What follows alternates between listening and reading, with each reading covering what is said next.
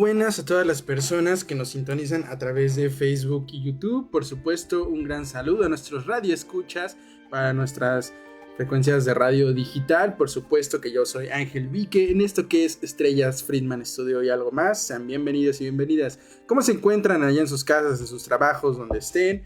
Coméntenoslo en nuestras redes sociales, en el en vivo de este programa.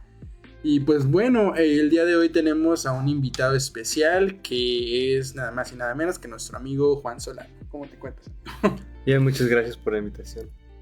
No, pues gracias a ti por aceptar y pues bueno, por estar aquí en el programa, porque vamos a hablar de un tema bastante interesante que tiene que ver con la economía del país, ¿no? Y también un escenario, digamos, global. Sí, así es. Me parece muy importante que cuando hablemos de economía, cuando hablemos de problemas de la sociedad, no solamente lo enfrasquemos en una cuestión de todo lo que pasa dentro de un país, sino que siempre una nación está sujeta a todos los cambios que hay en intereses internacionales, a políticas estadounidenses, a escenarios de guerra, etcétera, etcétera. Y para el caso de México, que representa una economía tan importante, y que a nivel no solo económico, cultural, tenemos una influencia tan grande en el mundo, entre más grande va creciendo nuestra economía, así es también el impacto que vamos teniendo hacia con los demás. Vaya, excelente, sin duda nos espera un gran tema el día de hoy, pero ¿qué les parece si comenzamos por lo primero?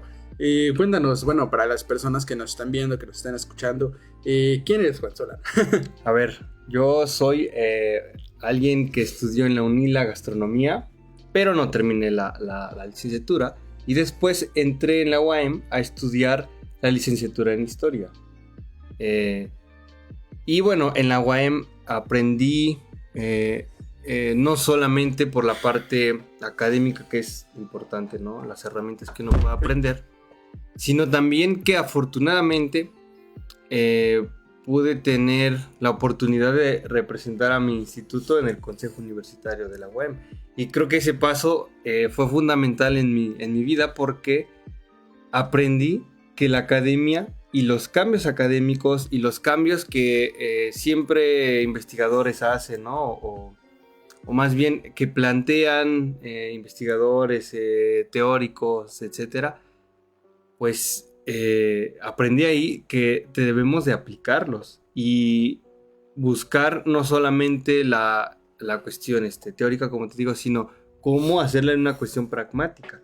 Y fue importante porque me di cuenta que uno puede empezar, uno va teniendo como escenario la vida representativa estudiantil, pero que eso, podría mencionar muchos casos, pero eso te va generando de cierta manera un laboratorio en el que vas experimentando cómo desenvolverte en un ámbito político, de representación, de que puedas tener también una cuestión de activismo, etcétera.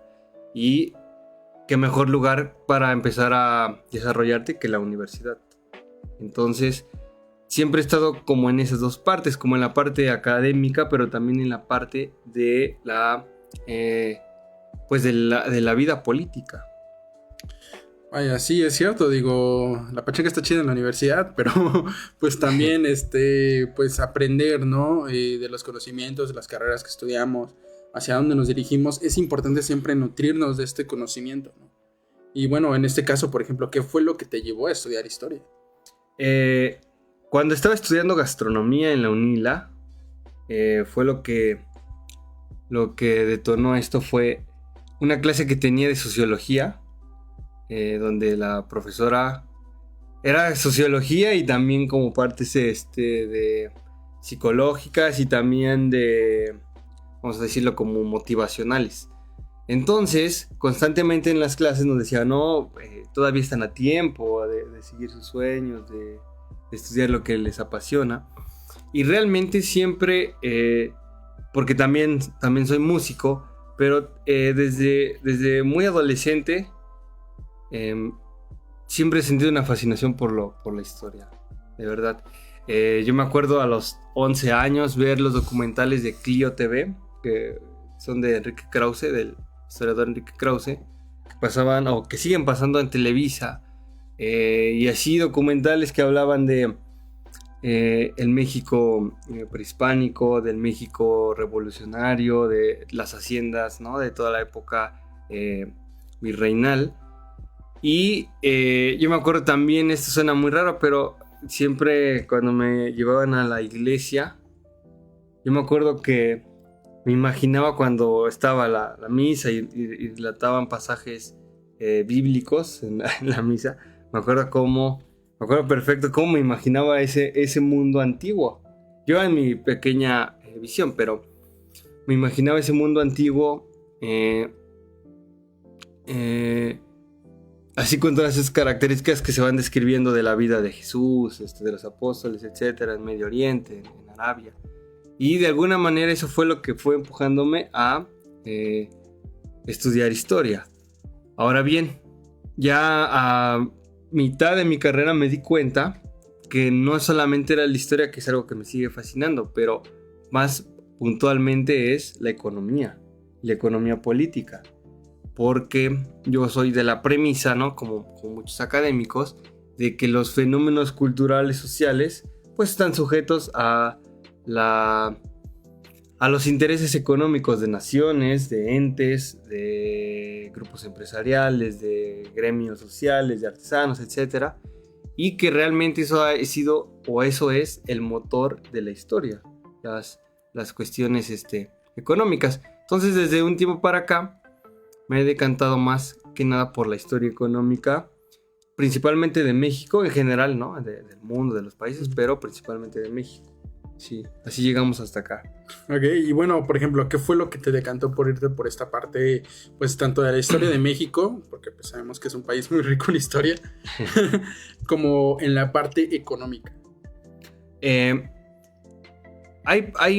Mira, digamos, siguiendo esa metodología que te decía, uno se va dando cuenta, o más bien me fui dando cuenta cuando estudiaba historia, que fenómenos como la independencia de México, el juarismo, la Revolución Mexicana, porque por ejemplo en ese fenómeno de la Revolución Mexicana, ahí queda todavía más complejo decir quiénes eran los buenos y quiénes los malos, porque realmente fue una sucesión de disputas entre personajes, ¿verdad? Por un momento unos se aliaban, otros después peleaban, etc. Y te vas dando cuenta que todo está sujeto a los intereses económicos.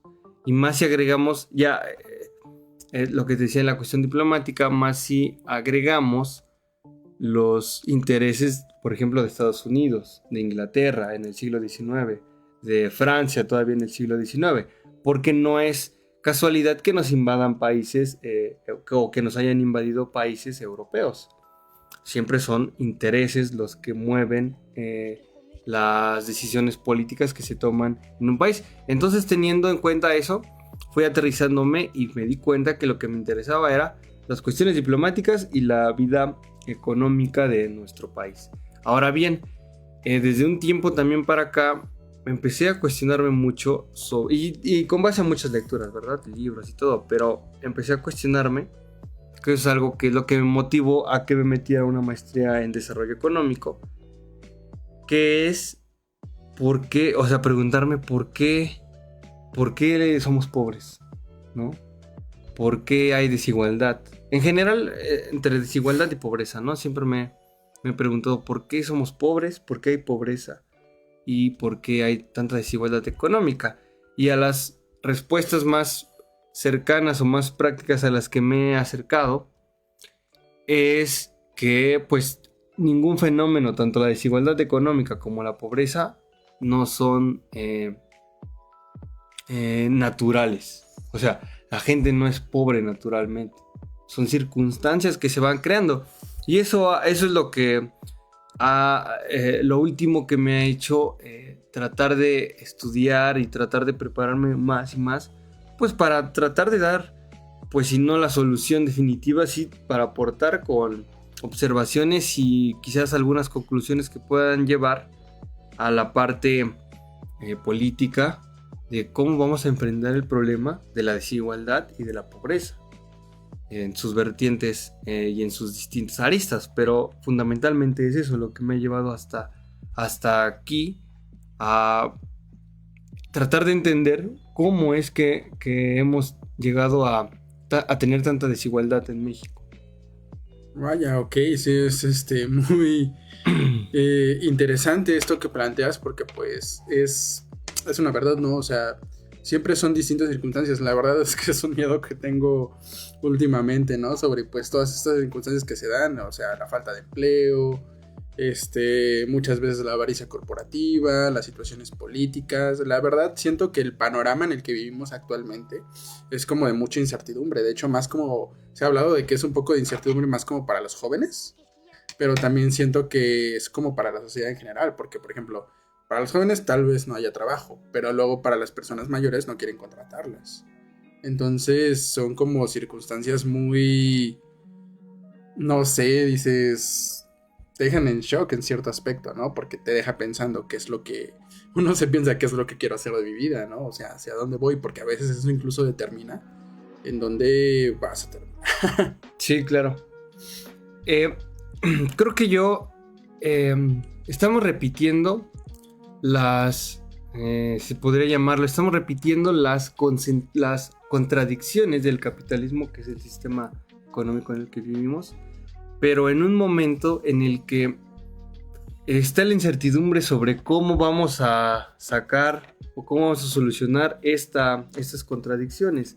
Ya ha habido, ¿no? Está el caso histórico de la depresión del 1929, la quiebra del sector inmobiliario en 2008-2009, que también fue una crisis económica muy importante.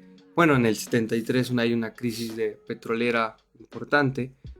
Y actualmente no creo que vivamos en crisis, más bien estamos ya viviendo los últimos...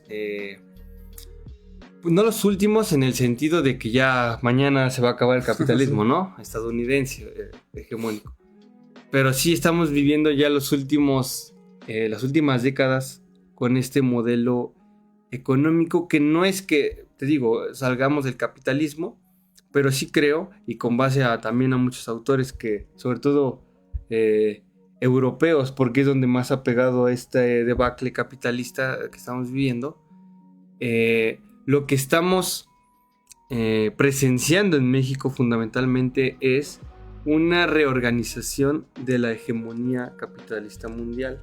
Es decir, no es que se va a acabar el capitalismo y ya mañana vendrá otra cosa, sino más bien que esa hegemonía que se concentró sobre todo a finales de la Segunda Guerra Mundial, 1945 a 2008, que fue la economía estadounidense, pues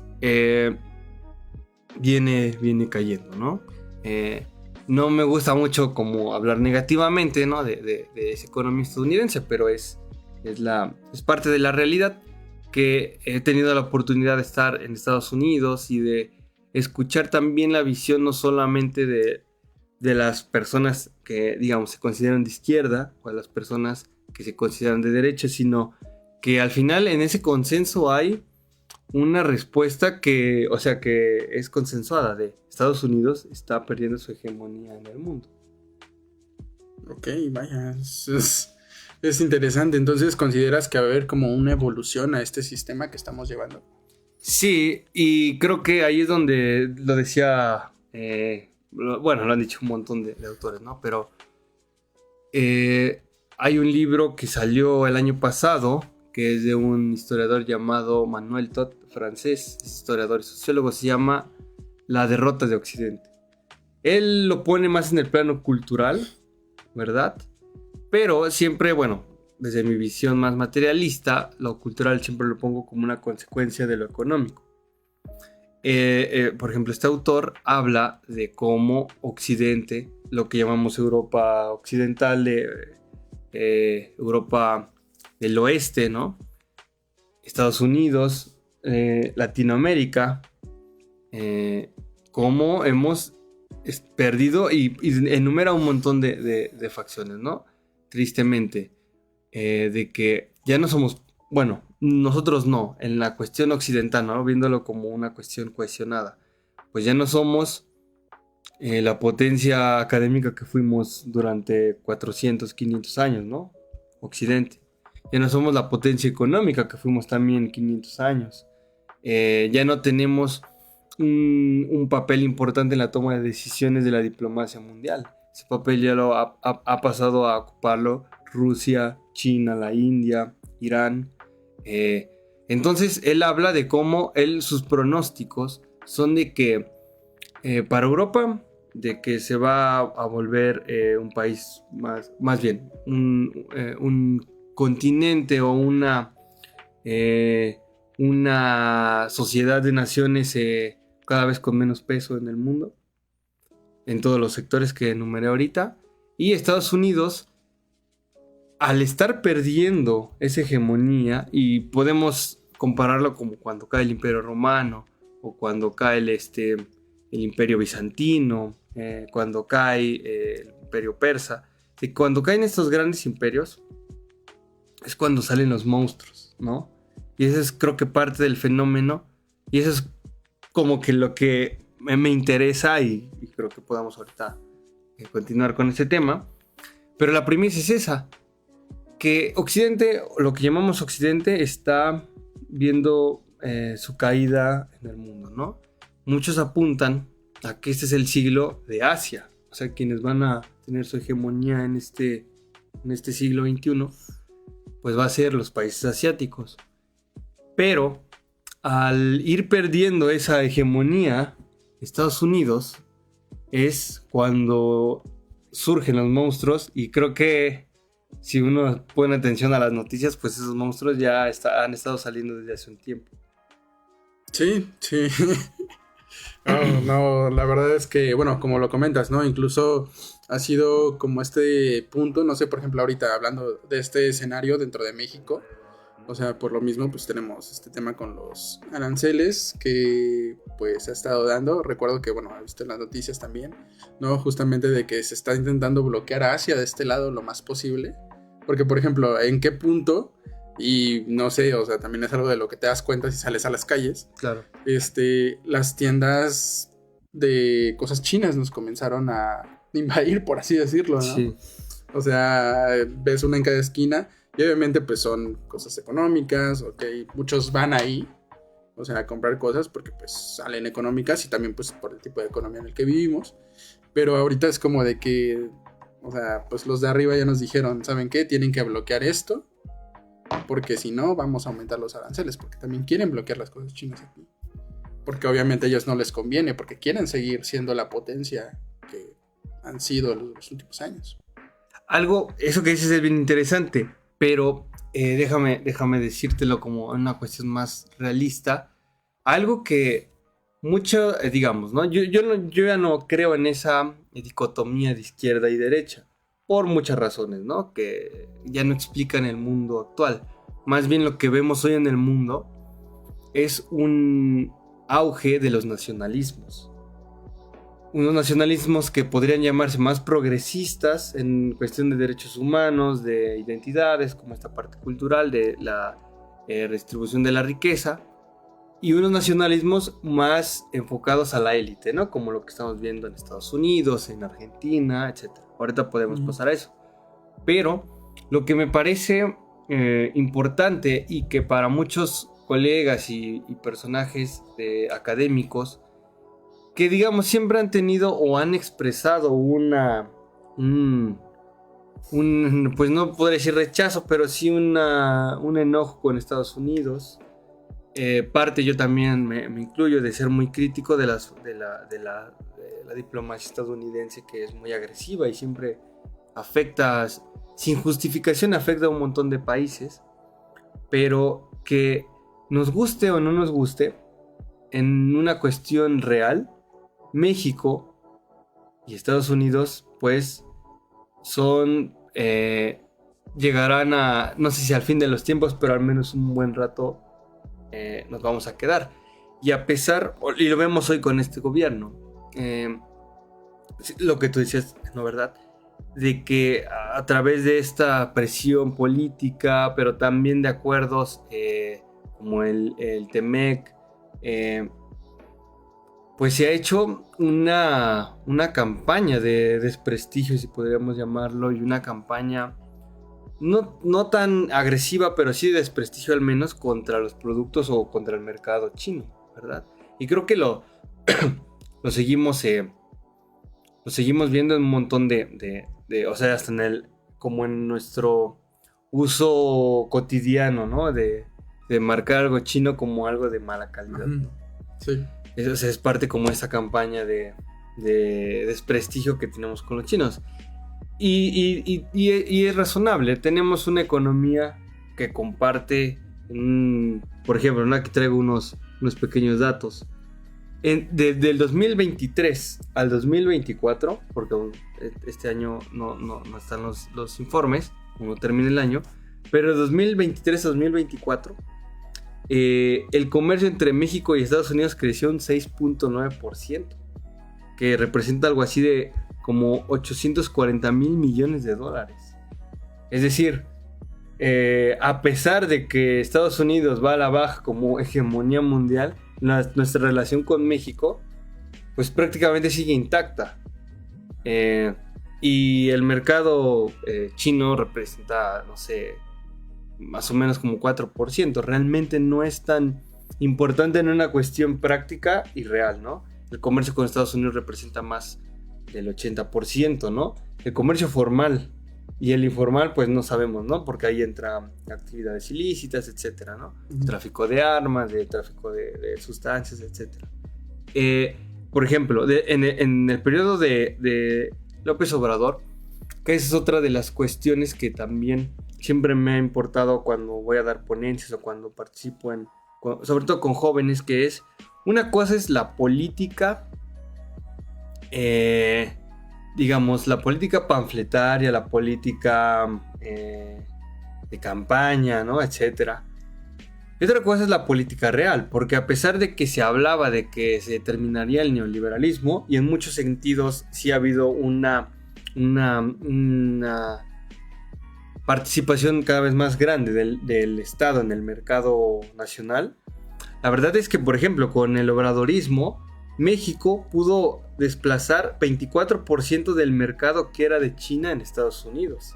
Recuperamos un 24% de ese mercado. Es decir, aunque haya una política, al menos en el discurso de mantenernos firmes con los vecinos, de que cada vez buscar otras puertas con otras naciones del mundo, etcétera, pues la realidad es que estamos viendo que esa relación se está amalgamando más y más, la verdad. Tristemente, uno podría decir, te digo, y sobre todo son los colegas o personas que son, digamos, vamos a decirlo, un poco más radicales, que hacen siempre crítica a Estados Unidos, pero la realidad es que, pues si cayera a Estados Unidos, quizás el país que más se afectaría por eso seríamos nosotros. Entonces, pues sí, el escenario pintaría como, bueno, los países van a poder ya comerciar más libremente, pero la realidad es que nos afectaría mucho. Además que hay otra cosa que creo que los debemos de tomar en cuenta. Yo espero ir pronto a Estados Unidos, porque hay un fenómeno, o más bien hay fenómenos que yo creo que sí dejan la puerta abierta a tener en Estados Unidos pues si no una guerra civil, un fenómeno de, no sé, un descontento social que ya hay, pero que cada vez se va incrementando, y eso va a llevar a, si no una guerra civil, al menos a una serie de guerrillas, porque la población estadounidense está muy polarizada, cada vez más. Tienen el problema de esto del fentanilo, que por ejemplo el año pasado mató aproximadamente 135,000 personas. Son fenómenos que está viviendo lo que era la nación más poderosa del mundo, y ese es otro escenario que también se ha planteado y muchos colegas y muchos autores lo han planteado, que quizás el ahorcamiento de Estados Unidos no venga precisamente de una política china, rusa, hindú o de los BRICS, que son nuestra nueva hermandad de naciones, sino que probablemente ese ahorcamiento estadounidense venga desde su propia base social. Así que hay que estar atentos a ver qué pasa con ello. Y bueno, dentro de todo esto, ¿cómo es que funciona esta dependencia con Estados Unidos? Y también, bueno, sobre todo, ¿cómo es que nos afecta esta dependencia con Estados Unidos en lo que ya está pasando? Bueno, ahorita te daba unos datos, pero también es importante ver que es mucho, ¿no? O sea, en un nivel cultural, yo no soy sociólogo, pero a un nivel cultural, pues está muy marcadísimo, ¿no? El cine estadounidense, la música, el arte, la propaganda, los medios de comunicación, etcétera, todo influye en México, ¿no? Y creo yo, o sea, en un sentido real, porque me he dado cuenta haciendo estas comparaciones. Conozco un colega en Estados Unidos que hizo una tesis de maestría que era sobre la relación entre las familias mexicanas y las estadounidenses. Y entre sus conclusiones eran de que pues las familias mexicanas tienen o más bien históricamente siempre han sido muy cohesionadas, ¿no? Y prácticamente vive la abuelita y vive el tío y viven los sobrinos y viven 3 hermanos, etcétera, ¿no? Y la estadounidense no. Pero la estadounidense es más del núcleo familiar tradicional y que los jóvenes se van de sus casas a los 23, 24 años, ¿no? Pero lo que marcaba esta tesis, o parte de lo que decía era también, más bien sus conclusiones eran de que veía una alza también a de que esa costumbre mexicana se estaba perdiendo. De que también en México hemos ido adoptando cada vez más esta cuestión de que los padres ya se quedan solos en casa y que los hijos se van muy jóvenes. Que podría parecernos muy normal, pero que históricamente no fue así, sino es como por esta influencia de que tenemos de Estados Unidos. Pero bueno, eso solo te lo digo como un ejemplo de lo que tenemos, ¿no? Uno joven o de adolescente puede enumerar las caricaturas que vio y todo viene de Estados Unidos, ¿no? Uno, si no es uno, tiene un familiar que depende de alguien o tiene un vecino que depende de alguien que manda remesas de Estados Unidos, ¿no? En México se calcula que hay en Estados Unidos se cree que hay unos 35 millones de mexicanos o de personas de origen mexicano actualmente. Eso también nos habla de Estados Unidos es un país como de 300 millones de personas, y eso nos habla de que al menos una minoría, un 10% de esa minoría tiene un origen mexicano. Los fenómenos que hemos visto en Ciudad de México, como la gentrificación, son principalmente de los de ciudadanos estadounidenses, sin mencionar el turismo, que el turismo, o sea, en México y Estados Unidos somos el principal referente de turismo que tenemos.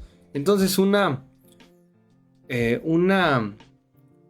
caída de Estados Unidos, y ahí están los ejemplos, ¿no? Te digo, en el 2008, pues también, cuando 2008-2009 que hay esta crisis inmobiliaria en Estados Unidos, también afectó la economía mexicana.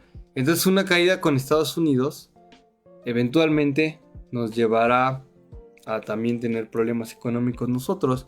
Y de hecho por ahí hay una frase que decía, no me acuerdo quién la decía, de que cuando Estados Unidos estornuda, a México le da gripe.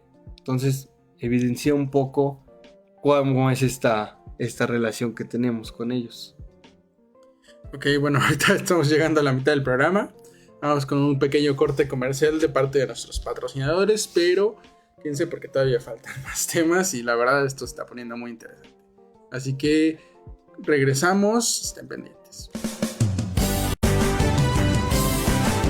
Friedman Studio, Academia de Canto Contemporáneo, Interpretación y Desarrollo Humano. ¡Lánzate ya! En Friedman Studio, tus sueños pueden convertirse en realidad si los deseas tanto como para ir tras ellos. No importa tu edad, rescata tu talento y brilla. En Friedman Studio nos especializamos en preparar y entrenar a verdaderos cantantes e intérpretes solistas desde nivel inicial hasta nivel profesional. Impartimos clases de lunes a sábado en sesiones personalizadas o abiertas, en modo presencial o en línea, completamente en vivo. Friedman Studio apoya tu talento. Nuestros precios se adaptan a tu bolsillo de acuerdo a la modalidad y número de clases mensuales que tú elijas. Agenda tu clase muestra sin costo y conócenos. Nuestra metodología, entrenamiento y técnica vocal interpretativa se enfoca y adapta a todos los niveles y géneros musicales. Nuestras sesiones de clases son impartidas y supervisadas en atención personal por nuestro coach vocal interpretativo, entrenador transformacional y sensei David Friedman Giteras. Contáctanos al teléfono 777-310-2362 o al WhatsApp 777-142-8275. Búscanos en línea como Friedman Studio o visítanos en nuestras redes sociales. En Friedman Studio, prepárate y entrena como lo hacen las grandes estrellas. Vence tus miedos y fortalece tu seguridad. Tú también puedes brillar. Ven a Friedman Studio. Crea tu propia historia, rescata tus sueños y haz que tu talento brille hoy.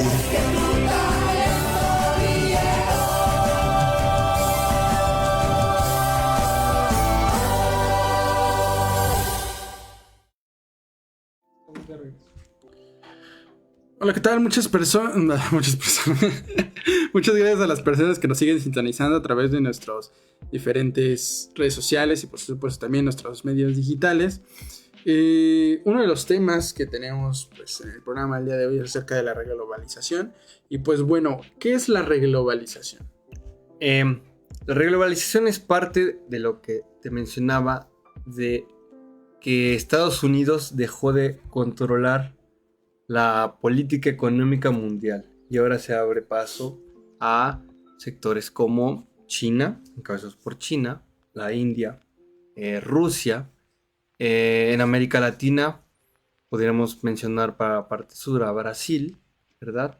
Y donde el mercado ya no es, o sea, más bien se vuelve un poco más selectivo. Las cadenas globales de valor, es decir, hay fenómenos como el nearshoring, ¿verdad?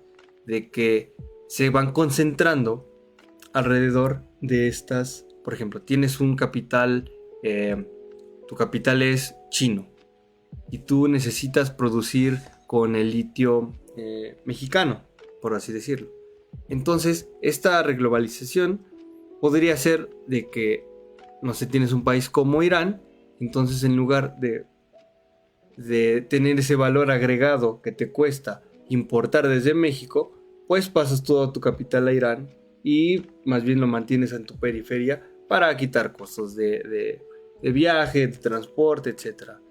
Es decir, se van concentrando las economías importantes y van cerrando sus mercados con un montón de propósitos. Creo que el ejemplo que tenemos ahorita en boga es el de Estados Unidos, donde supuestamente siempre se ha abogado por un libre mercado, pero en la realidad nunca ha existido un libre mercado y lo vemos con las políticas arancelarias del presidente Trump. No es casualidad que a Canadá y a México mira, ese fenómeno lo explica muy bien. Con México y Canadá las tarifas arancelarias han sido menores o a veces en muchos sectores nulos, ¿no? Porque quiere mantener su círculo económico importante cerca de él. Y esos fenómenos, te digo, por ejemplo, parte del crecimiento que ha tenido China y Rusia es que han trabajado mutuamente, económicamente. Rusia como proveedor de gas, de petróleo, de materia de madera, Y China sobre todo, que tiene una demografía de 1.200 millones de personas más o menos, poniendo la mano de obra, es decir, hay también una parte importante. Y entonces, a pesar de que se sigue comerciando en muchos territorios, van concentrando su mercado en las zonas aledañas a esa economía. Ok. Y bueno, en esta nueva tendencia que comentas, en este escenario, ¿qué es lo que México puede aportar? ¿Cómo es que entra México en todo esto? Eso es bien importante porque justo creo que es los que somos o tenemos interés en la vida pública, política de nuestro país. Creo que es algo que debemos de estar en constante actividad, ¿no? Estar activos en eso. Porque tenemos un montón de ventanas de oportunidad. Por ejemplo, aquí también traigo unos datos, ¿no? México ocupa el 8º lugar como exportador de manufacturas. Ocupa el 4º lugar como exportador de vehículos. Está entre los top 10 de los exportadores de alimentos del mundo. Manufactura, estamos entre los 10. En alimentos estamos entre los 10. O sea, ahí eso va dando como la señal de qué es lo que aporta México en el mundo, ¿no? Tenemos hoy y con el tiempo se va a hacer más codiciado el litio. México ocupa el 5% de las reservas mundiales de litio. Tiene esa materia prima en nuestro territorio. Tenemos 130 millones de hispanohablantes y eso no es cosa menor. Uno pensaría que no se podría hacer España, pero la realidad es que es México. En una cuestión religiosa, México, y si juntamos también la comunidad estadounidense, más bien la comunidad mexicana en Estados Unidos, que también tiene tiene una religiosidad y una entidad fervorosa hacia la Virgen de Guadalupe, podríamos decir que México tiene unos 150 millones de católicos. Eso también es importante, ¿no? O sea, todos esos requisitos son importantes. Además, México tiene una media de jóvenes de 29 años. Y eso es muy importante porque hay países en crecimiento como Rusia que su demografía es muy poca y que su gente es muy vieja. También en Europa, entre otros de sus problemas, es que la población cada vez se empezó a reproducir menos desde hace un tiempo, desde hace unas décadas, y hoy tienen una población que en promedio no es joven. Y eso siempre se traduce como en capacidad intelectual, capacidad de trabajo, producción, etc., ¿no? Este es un dato que me parece que ahí, lo que decías de qué le puede aportar México al mundo, creo que ahí ya vamos encaminándonos en un plano también nacional y de políticas domésticas, ¿no? Porque yo siempre he creído que las políticas, y más en el caso de México, yo siempre he sostenido que las políticas domésticas de un país, en este caso de México, están sujetas a los intereses internacionales y a las relaciones diplomáticas de su momento. Y aquí pongo un breve paréntesis con esto.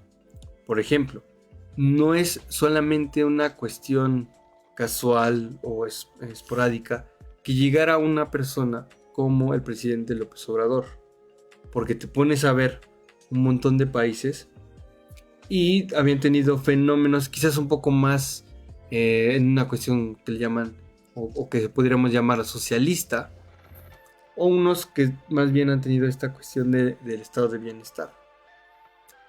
Y eso también ahí depende de la postura ideológica de cada quien, pero también es preocupante porque muchos de estos fenómenos, de cuando llega lo que se llama la izquierda a países latinoamericanos,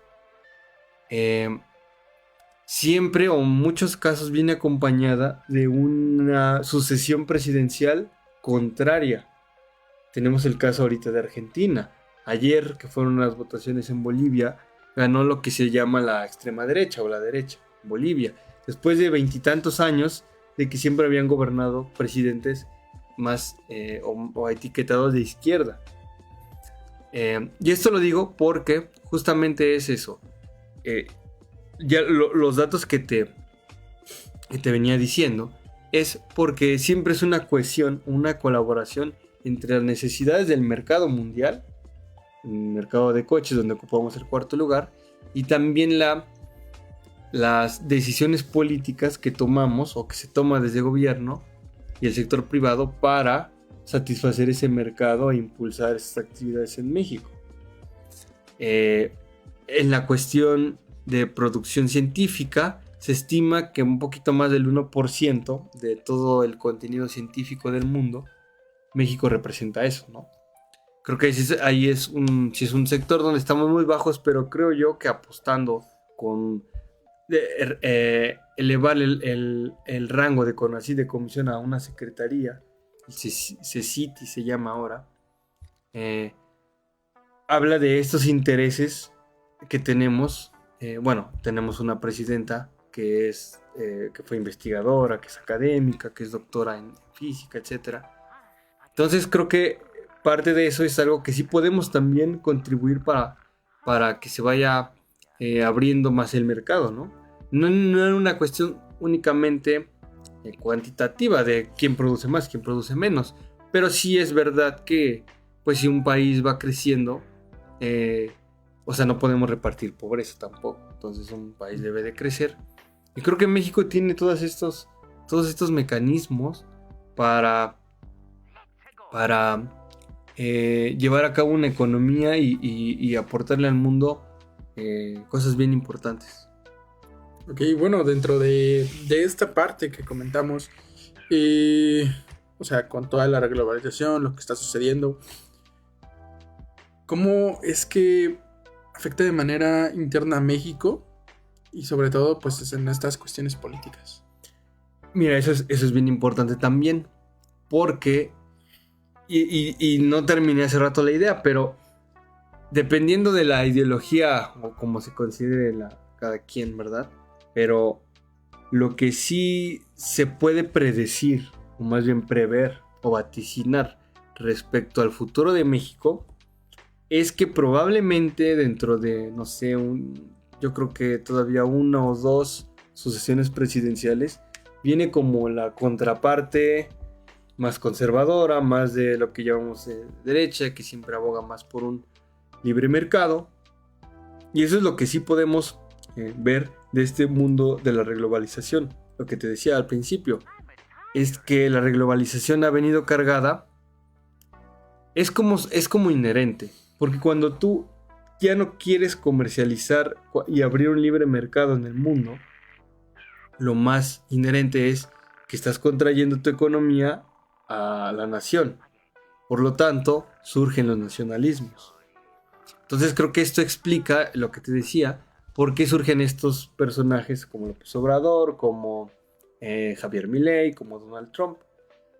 Y creo que México tiene estos par de años para aprovechar todo eso.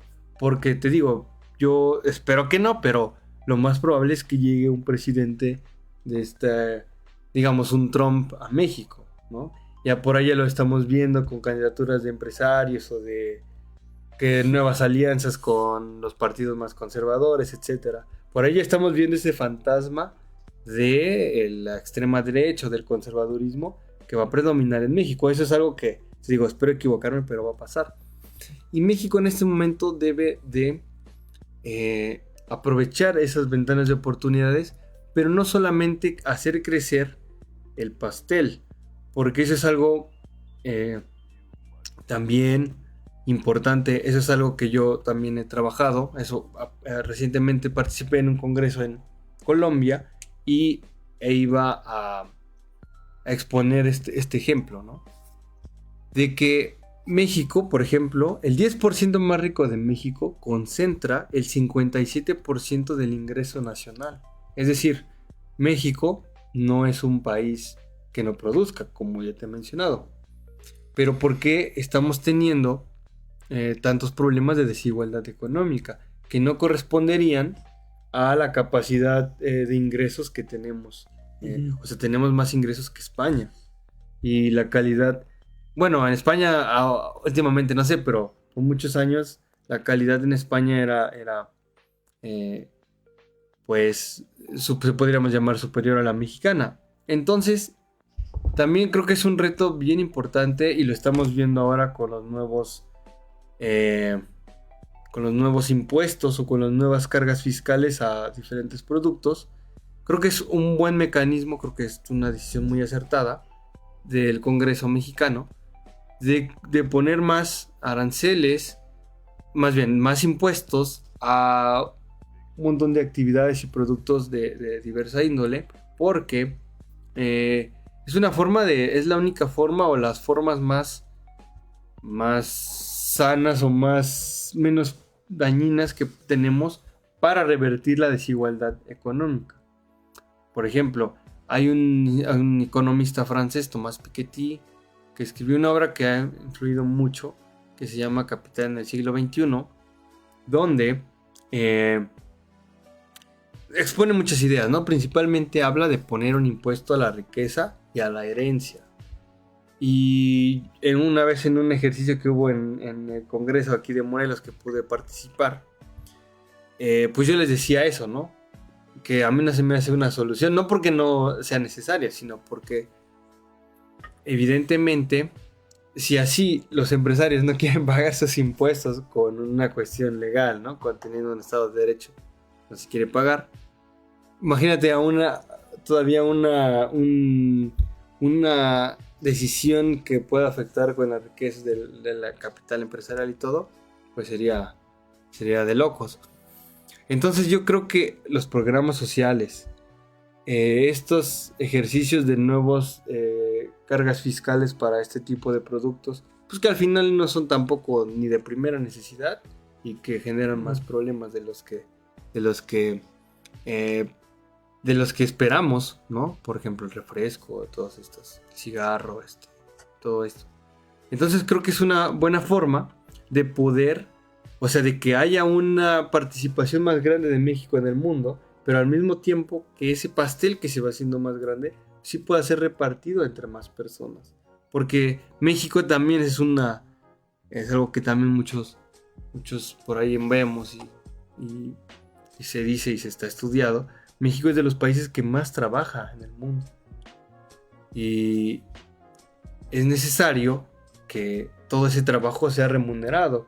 Y cuando tenemos fenómenos como esta desigualdad social, pues creo que es papel del Estado, es necesario que el Estado intervenga, pues para tratar de revertirlo, porque al final tampoco los programas sociales, que yo siempre los aplaudo, se me hacen unas buenas decisiones, pero tampoco los programas sociales pueden revertir toda esa estructura que genera la desigualdad en México y en muchos países, pero en el caso de México, pues debe de haber, creo yo, las soluciones son, creo yo, con base también a muchos autores, creo que son un progresivo aumento del salario mínimo,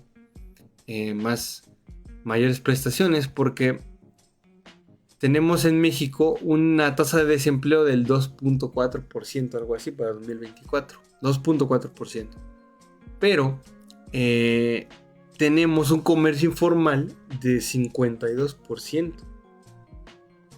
Y uno diría, bueno, está bien que al menos pues las personas, aunque no tengan un trabajo formal, puedan salir adelante. Pero la realidad es que se traduce en de que no haya transparencia en ingresos, de que las personas no gocen de salud digna, sobre todo eso de seguro social, de que no se puedan pensionar. Además de eso, que es algo que también he trabajado, que es la economía de los cuidados, que es todo ese trabajo que hacen, sobre todo el 75% lo hacen las mujeres.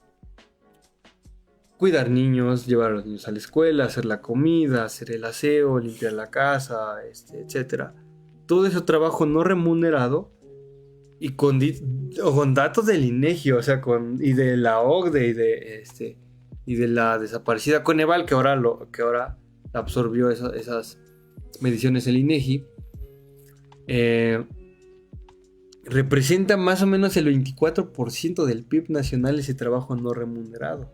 Y yo a Colombia fui a presentar unas fórmulas matemáticas, hay unas cosas un poquito más técnicas, pero que en resumidas cuentas son que sí es triste porque ese trabajo no remunerado está inmerso o está dentro de la persona asalariada del hogar. Y al final lo que crea es una depreciación del valor real del asalariado. Por decir, alguien que gana 8,000 pesos, un hombre que gana 8,000 pesos, que vive con su hermana, que es la que se encarga de la economía de estas actividades de cuidados, al no pagarle, al no tener un salario, al no tener seguro, al no tener una capacidad de ahorro, lo que hace es que el salario real del que gana 8,000 pesos se deprecie. Sí. Y entonces, eso es algo que también tenemos que ir viendo. Y ya se han propuesto, también la OCDE, el Banco Mundial ha propuesto escenarios para México y para América Latina de hacer fondos para personas con cuidados, ¿no? Fomentar y hacerlo más, en la parte también cultural, hacer una infraestructura para que las personas que se dedican a hacer aseo o que cuiden niños puedan tener condiciones más dignas de trabajo, ¿verdad? Todo eso, ¿no? Son un montón de retos que México tiene y que, te digo, no debemos ver como una cuestión aparte, sino, es decir, una cuestión de entre lo que necesita el mundo y puede aportar México, pero también lo que necesita la ciudadanía mexicana, y con base a esas actividades económicas, cómo puede darle mayor bienestar a los ciudadanos. Ok, y bueno, justo ahorita algo que comentabas era sobre la política del bienestar. ¿Qué es esta política del bienestar y cómo ha afectado a México? El estado de bienestar es un modelo que está inspirado. A ver, vamos a hacer un poquito de recuento histórico, ¿no? En los años 30, después de la Gran Depresión, los países capitalistas fueron los que se vieron más afectados por esta depresión, estas contradicciones del capitalismo. Y el presidente Roosevelt en Estados Unidos y un académico economista muy importante llamado John Maynard Keynes en Reino Unido optaron o tuvieron ideas que en parte fueron influenciadas por la que apenas estaba creciendo, que era la Unión Soviética, que era algo que hoy nos parece como más normal, pero en ese momento fue más distinto, que fue una planificación económica, ¿verdad? Donde se pusiera como prioridad el pleno empleo, las condiciones dignas de los trabajadores, etc. Eso fue lo que perduró en el mundo hasta, yo diría, los años 80, que es cuando nos metemos al modelo neoliberal, que el estado de bienestar pasa a ser neoliberal, es decir, que los bienes públicos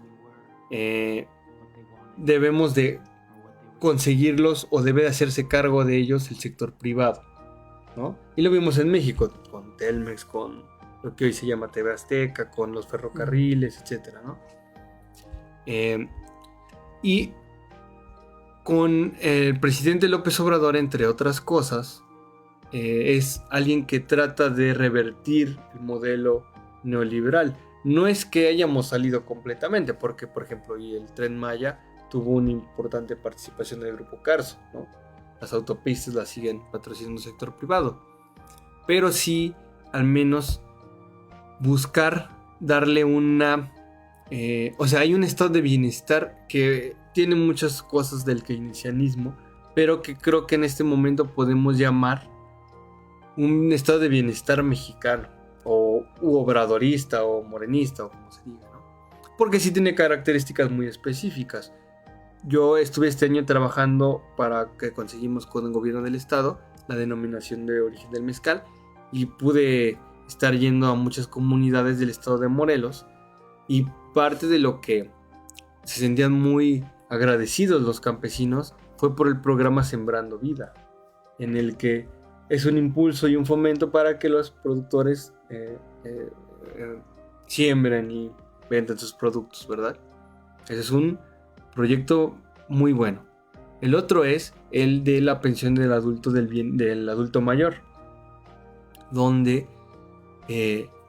yo he visto muchos comentarios muy clasistas, incluso de que esos programas de que son para huevones y que no sé qué, pero la realidad, cuando te pones a ver la realidad, más allá de como de nuestra burbuja en la que vivimos, sobre todo en la ciudad, es que esa diferencia de esos 6,000 pesos que le entregan a un adulto mayor, que por obvias razones ya no puede trabajar, ¿verdad? Y que desafortunadamente pues no hay esta educación financiera de que hayan invertido, de que tengan bienes, etcétera. Ese dinero hace la diferencia entre que un adulto pueda tener dónde vivir y dónde no pueda vivir, ¿verdad? Son como 25 millones, algo así, los beneficiados de ese programa. Quizás me estoy equivocando, quizás son más, pero es una parte importante de la población la que se vea beneficiada con eso. Además de que, te digo, en México todavía seguimos viviendo de esto de las familias pues no tradicionales, porque como te decía hace rato es toda una cosa bien abigarrada de que está viviendo la abuelita y el tío que no se casó y el sobrino y todos viven muchos en una familia. Entonces imagínate, tienes la pensión de la abuelita o del abuelito o del tío de la tercera edad, y a lo mejor ese tío también tiene el programa de Sembrando Vida porque produce en el campo, y también tienes estas becas que son se llama beca Rita Cetina, que son de educación de media superior y básica, y o sea, eso lleva complementando a que un hogar pueda tener hasta unas cuestiones que a veces uno pensamos o somos, no sé, muy clasistas, no sé, pero hasta por una cuestión de una vida digna, ¿no? Sí. De poder salir siquiera una vez al mes a comerte un helado por ahí, ¿no? Que muchas veces, pues muchas familias no pueden hacerlo, o la gran mayoría de nuestro país. Entonces creo que estos programas son bien importantes, y la de Jóvenes Construyendo el Futuro, que aunque se ha desperdiciado por muchos que se han beneficiado de no pagarle a los jóvenes o de ahí hacer trueques y todo eso, se me hace un programa bien importante porque bien aprovechado pues te puede generar una escuelita de un oficio, ¿no? En un año aprendes un oficio y te pones a chambear, ¿no? Entonces creo que sí, evidentemente hay una política que quiere buscar el bienestar social.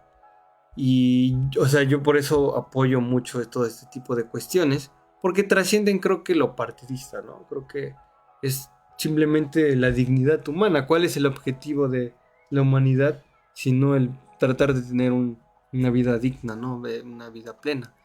Y yo creo que se debe de luchar por mejores condiciones, por poner mayores programas sociales, por incentivar la economía, yo como académico, pues por incentivar la parte académica, pero creo yo que dentro de todos los males que podemos ver y presenciar en nuestro país, creo que pintamos para que al menos este par de años sí haya un crecimiento importante de la economía mexicana, pero que también se va a ver en otros aspectos, en la cultura, en la sociedad, en la política. Vaya, pues ha sido un tema muy interesante el día de hoy. La verdad esperamos que se vayan con gran conocimiento a casa o desde donde nos estén viendo. Lamentablemente ya pues llegamos al final del programa. Pero pues, ¿cómo te pueden encontrar en redes sociales para saber más acerca de estos temas? incluso pues no sé, algunas conferencias o luego los simposios que grabamos con el Ateneo, Claro. las conferencias virtuales. Yo me llamo Juan Solano y en mis redes siempre aparezco así como Juan Solano. En Facebook y en Instagram. Y ahorita me tomé este año, pues no sabático, porque pues también se anda trabajando y todo, pero sabático en la cuestión académica, porque ya el otro año me voy a incorporar a mi maestría para prepararme, ¿no? Seguirme preparando en la economía y todo. Y porque al final pues es lo que mueve, y espero que siempre es como mi objetivo, ¿no? De que al menos ahorita que somos jóvenes, poder inspirar a otros jóvenes a que vayamos tomando un buen camino de mejorar nuestra sociedad. Por supuesto, pues muchas gracias por haber estado aquí el día de Muchas hoy, gracias por por la compartirnos todo esto, que realmente fue un tema muy, muy interesante, como les digo, o sea, realmente es algo de lo que esperamos que se lleven con gran conocimiento, porque sinceramente, pues, son muchas cosas, pero son cosas muy importantes dentro de nuestro país y también incluso de las personas que nos ven desde otros países.